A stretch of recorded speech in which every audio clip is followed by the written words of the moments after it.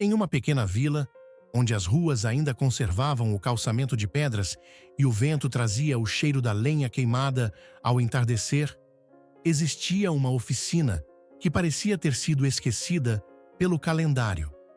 Na fachada, uma placa de madeira gasta pelo sol exibia apenas um desenho entalhado, um antigo relógio de bolso. Ali, naquele espaço estreito e silencioso, vivia o mestre Elias, um homem cujas mãos, apesar de marcadas pelo tempo, possuíam a precisão de um cirurgião e a paciência de uma montanha. Elias era o relojoeiro, mas quem o conhecia de verdade sabia que ele não consertava apenas engrenagens de metal. Ele lidava com algo muito mais precioso e frágil: a percepção que as pessoas tinham sobre suas próprias vidas. O mundo do lado de fora da oficina de Elias parecia estar em chamas. Era uma época de pressa, de avanços tecnológicos que prometiam poupar tempo, mas que, ironicamente, deixavam as pessoas cada vez mais exaustas e perdidas. O barulho das máquinas e a correria dos passos nas calçadas eram o hino de uma geração que acreditava que viver era o mesmo que correr. E foi nesse cenário que, em uma tarde chuvosa, um jovem chamado Lucas entrou na oficina. Lucas era o retrato da modernidade. Ombros tensos, respiração curta e os olhos constantemente voltados para o visor do celular. Ele carregava um relógio de pulso caro, uma joia de engenharia que havia parado de funcionar. Para Lucas, aquele relógio parado era um desastre, um símbolo de que ele estava perdendo minutos valiosos. Ele colocou o objeto sobre o balcão com uma batida seca e disse, sem sequer olhar nos olhos do velho: "Preciso que conserte isso, o mais rápido possível. O tempo é dinheiro, e eu sinto que estou ficando para trás." O mestre Elias nem sequer levantou a cabeça. Através de sua lente de aumento, ele continuou ajustando um parafuso minúsculo em uma peça que parecia um grão de areia. O silêncio na oficina era preenchido apenas pelo tic-tac rítmico de centenas de relógios nas paredes. Um som que, para o ouvido apressado, era irritante, mas que para Elias era o batimento cardíaco da existência. "Sente-se, jovem", disse Elias, com uma voz que tinha a calma das águas profundas. "Para consertar o que está quebrado por fora, primeiro precisamos entender o que parou por dentro." Lucas bufou, impaciente. Ele não queria filosofia, ele queria velocidade. Mas algo na aura daquele lugar, ou talvez o peso do seu próprio cansaço, o fez obedecer. Ele se sentou em um banco de madeira no canto da loja e, por alguns minutos, tentou lutar contra o silêncio. Ele olhava para a porta, batia o pé no chão, conferia o celular. Mas Elias não tinha pressa. O velho mestre trabalhava como se o amanhã não existisse, focado apenas no agora. Após um longo tempo, Elias deixou sua ferramenta de lado e olhou para Lucas. "Você diz que o tempo é dinheiro. Mas diga-me, se você tivesse todo o dinheiro do mundo, poderia comprar um único minuto de volta do seu passado? Ou poderia garantir que terá o próximo suspiro daqui a 1 hora?" Lucas ficou em silêncio. Elias continuou: "A maior ilusão do ser humano é acreditar que é dono do tempo. Nós não somos donos. O tempo é um rio que corre em uma única direção. O que fazemos é apenas decidir como vamos remar. Você está tentando nadar contra a correnteza e por isso está se afogando." O velho mestre pegou o relógio de Lucas, mas não o abriu imediatamente. Ele o segurou entre as palmas das mãos, como se estivesse sentindo a energia do objeto. "Este relógio não quebrou por defeito de fabricação. Ele travou porque você tentou dar corda nele com pressa excessiva. Você forçou a mola.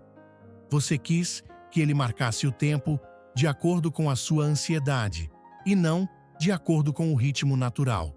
Nas horas que se seguiram, O que deveria ser um simples concerto tornou-se uma das lições mais profundas da vida de Lucas. Elias convidou o jovem a observar as engrenagens de um antigo relógio de parede que estava desmontado sobre a mesa. "Olhe bem", explicou o mestre. "Cada peça, por menor que seja, tem uma função. Se a peça maior tentar girar mais rápido do que a pequena aguenta, o sistema inteiro entra em colapso. O caos começa quando uma parte da sua vida tenta atropelar a outra." Lucas começou a perceber que sua vida era exatamente assim. Ele tentava ser o melhor no trabalho, o melhor nos estudos, o mais rápido nas redes sociais, o mais presente nas festas. Ele queria que todas as engrenagens de sua vida girassem em velocidade máxima, o tempo todo. O resultado era que nada se encaixava. Ele estava sempre cansado, sempre irritado, sempre com a sensação de que, apesar de correr tanto, não chegava a lugar nenhum.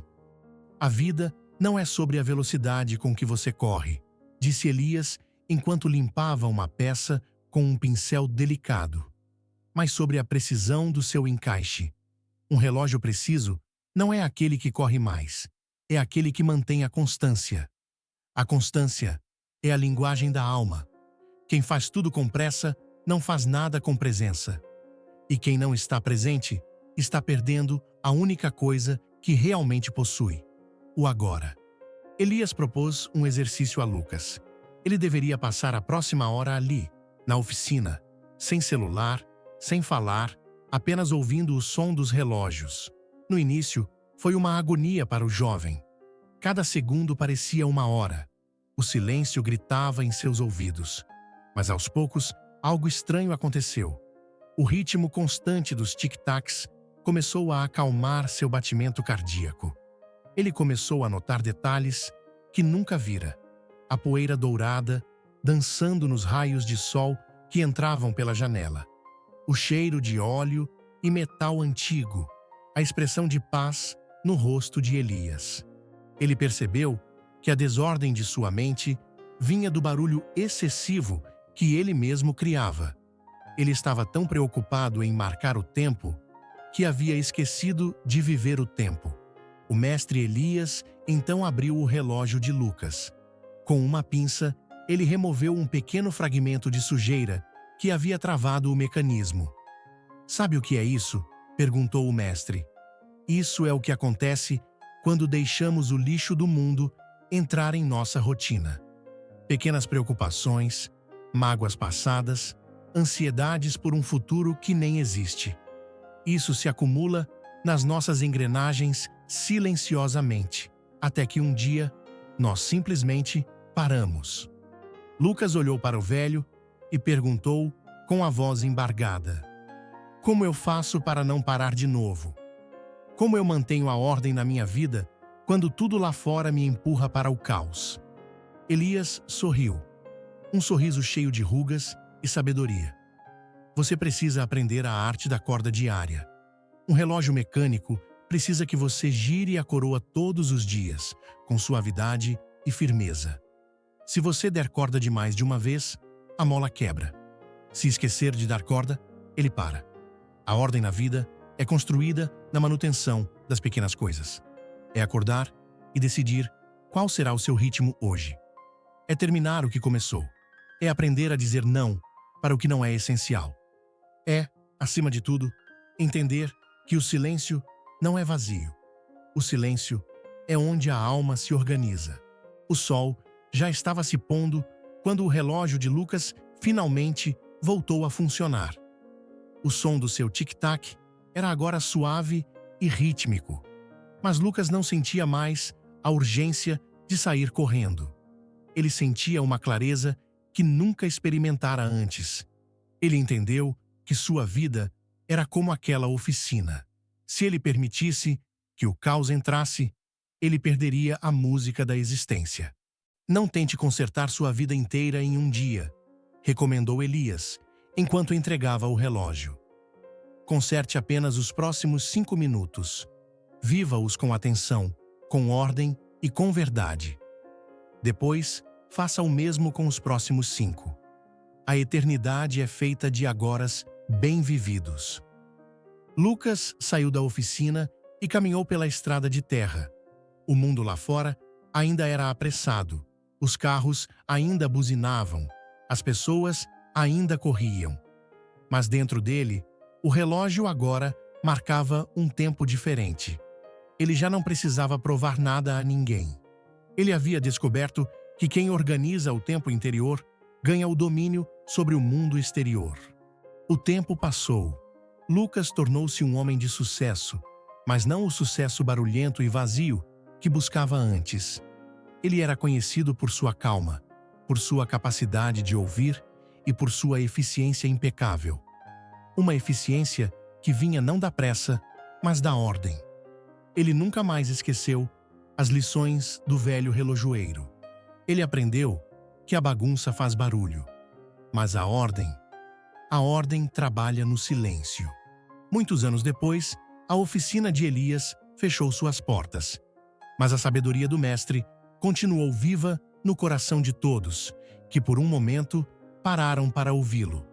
Pois a maior obra de um relojoeiro não é o relógio que ele fabrica, mas a consciência que ele desperta sobre a brevidade e a beleza da vida. A história do mestre Elias e de Lucas nos convida a uma pergunta necessária: como está o mecanismo da sua vida hoje? Você está correndo desesperadamente para lugar nenhum? Ou está cultivando a constância e a presença no seu dia a dia? Lembre-se que o tempo não é algo que você perde ou ganha. O tempo é a substância da qual sua vida é feita. Se você vive desorganizado, está desperdiçando a matéria-prima da sua própria existência. A mudança real não exige grandes saltos, mas pequenos ajustes. Começa no silêncio, na decisão de colocar ordem nas pequenas tarefas, na coragem de respirar fundo antes de agir e na sabedoria de valorizar o agora. Se esta história trouxe um pouco de paz e clareza para o seu dia, não deixe que esse sentimento se perca no barulho da próxima notificação. Inscreva-se no canal para continuar recebendo essas pílulas de sabedoria e histórias que nos ajudam a recalibrar a bússola da alma. Aqui, acreditamos que a vida pode ser vivida com mais profundidade e menos pressa. Agora, deixe o seu compromisso nos comentários. Escreva: eu escolho viver o meu tempo com ordem e presença.